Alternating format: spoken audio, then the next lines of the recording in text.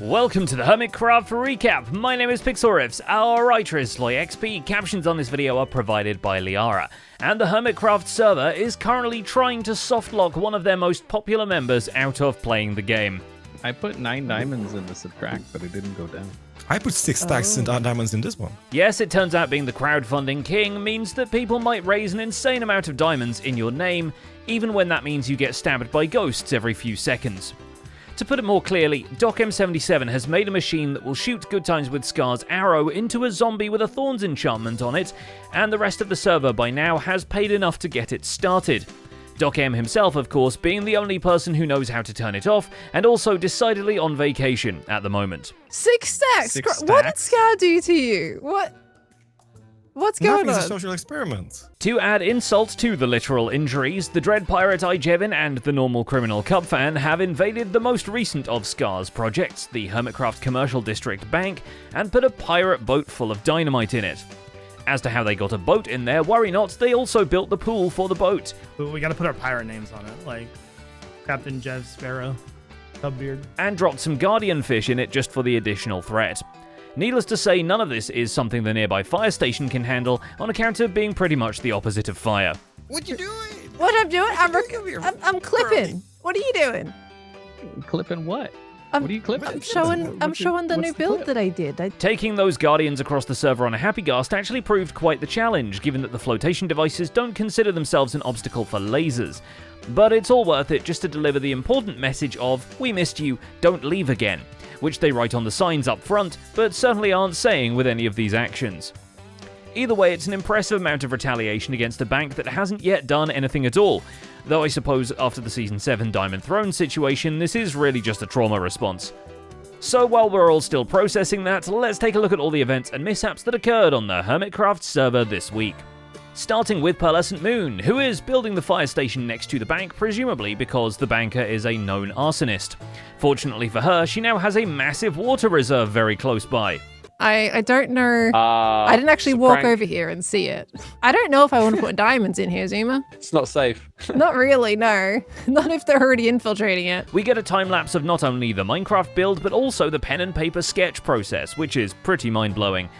And naturally, everyone who comes by for a tour has nothing but praise for the build, and nothing else but the question of what the heck is happening to the bank right now. Beautiful little benches over here. I like this interior too. Yeah, The front is nice. You know how some people take selfies from one angle? Because that's the best angle. Your front is the best angle, okay?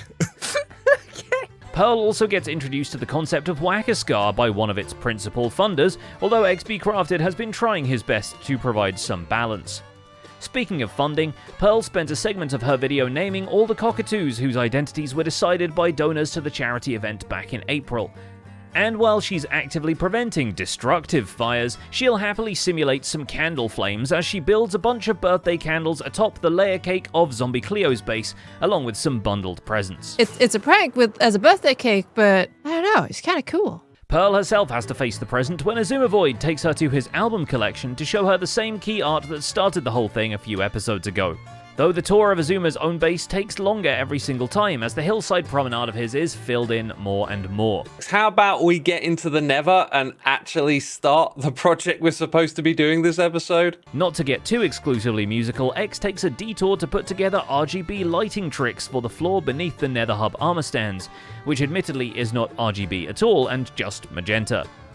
The wandering backlight actually took a lot of effort to create because it functions based on a plain coloured map in an item frame, so Azuma had to go out of his way to create 128 by 128 areas filled with the colour. Luckily, he remembered that the end island this season is remarkably flat, though only after having already started to cover a remote stretch of the ocean in stone for the map base. So now there's just a massive L made of stone in the water somewhere on the server, and that's going to be fun to discover someday. And yeah, I'm turning a new leaf. The old me would spend time cleaning this up. It's really pointless to do that. If it were over here, right next to someone's base, I would remove that eyesore. Though to be exclusively musical, X also makes sure to deliver Impulse SV his own drum performance from the sequence machine, now redone on the in-game music disc and delightfully portable. Dude, this is a drummer's groove right here. Yeah. Like, you can tell you play drums. Some people like to celebrate Christmas all year round, but for Impulse SV, it's Boxing Day. The new and improved raid farm has been productive enough that he designs his own system to craft resource blocks from what he can and pack them away into shulker boxes for easy transportation. Your 2-week Minecraft phase, you got the farms cranking, you already got a shulker farm up and running and bamboo farm up and running, so you can afford to make shulker boxes for days. And now you got extra farms that are just cranking out items that you want to store hundreds of thousands of. Yeah, this might be for you. As for where it's getting transported to, Impulse Buys and its associated back alley just won an award for Best Storytelling from Skiz, so it's time to give the shop a refresh and swap the items people are selling elsewhere for exclusive Raid Farm merchandise.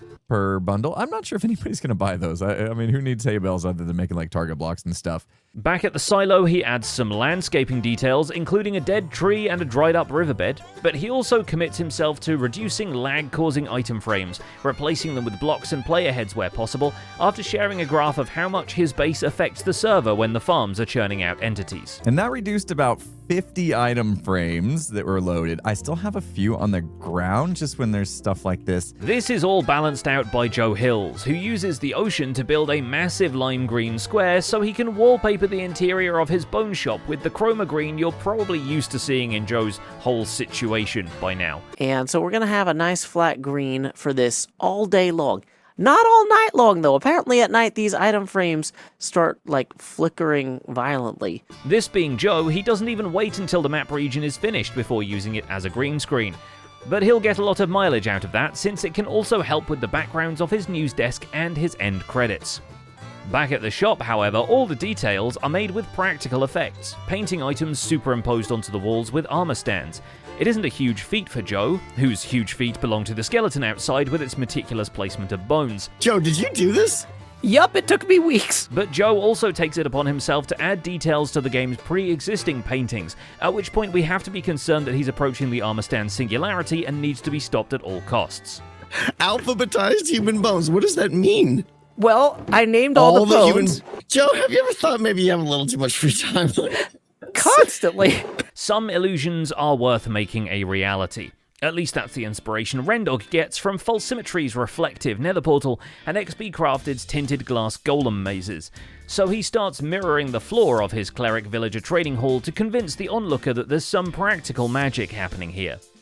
You do see the lines of the individual glass blocks, but I think if you do the reflection well enough, it doesn't actually matter that much. It isn't long before Pearlescent Moon drops in to reflect on the pathways connecting their bases, and Rendog gets to brag about how far the moss has spread in the neighborhood. No, you can't spoil the magic trick. The first trick to being a magician is not spoiling the trick. One quick trip to Corrales' Roman fort for some glazed terracotta completes the illusion, although he hasn't gone to the trouble of dinner-boning an identical group of clerics, so they look like the upside-down counterparts of the actual trading partners.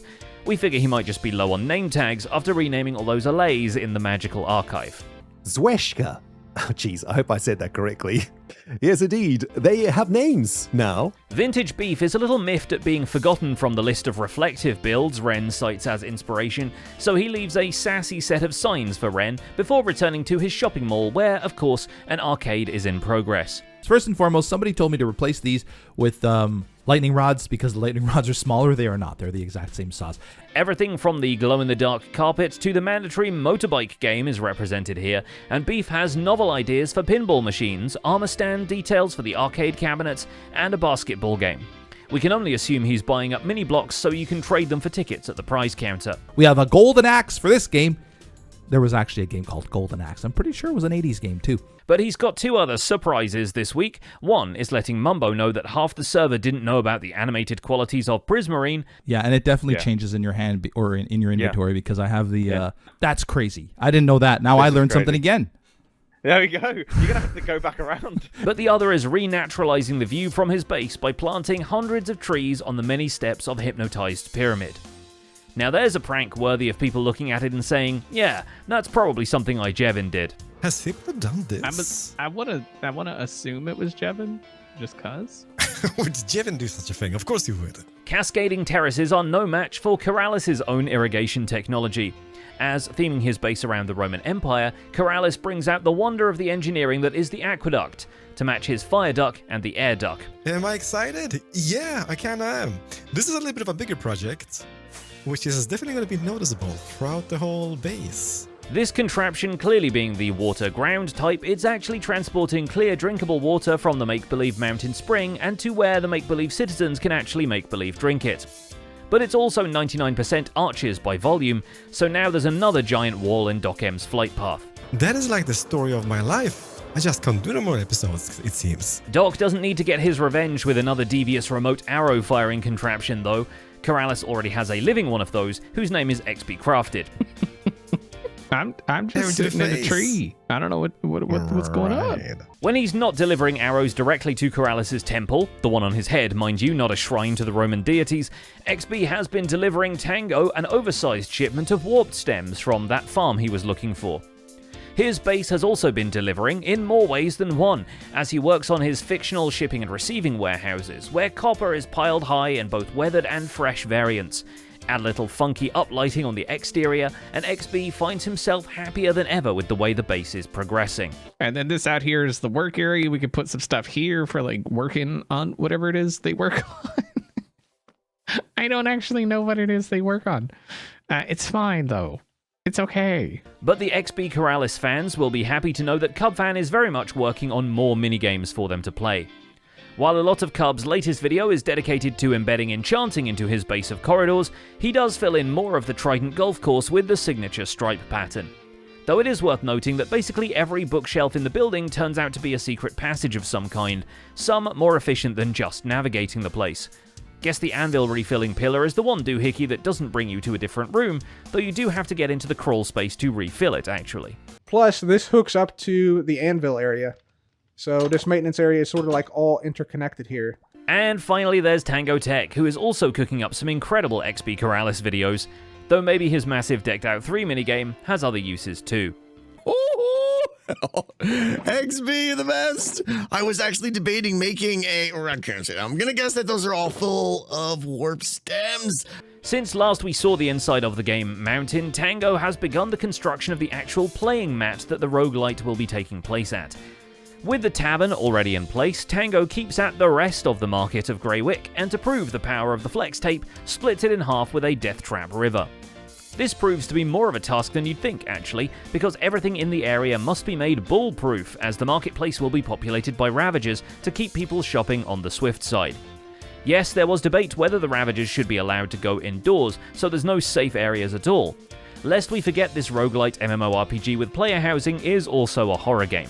Fair enough, Tango did build the gallows alongside the rest of the marketplace buildings. The idea is the lucky contestant, stands up there and then bloop, unfortunate, stuff. It's worrying in a way to watch him put down the playmap's elements, because usually in game design it doesn't take multiple days to move a 3D model of a building on account of usual game design not being done in survival Minecraft. But we already have somewhere for Etho to get stuck for 20 minutes, so that's reassuring. But, you get stuck down there? You're not getting out too easy. And that's about it for this week's recap. Our writer is SloyXP and my name is Pixorifs. Captions on this video were provided by Liara. Don't forget to leave a like while you're still here and subscribe so you won't miss future recaps. Thanks for watching, and we'll see you next week.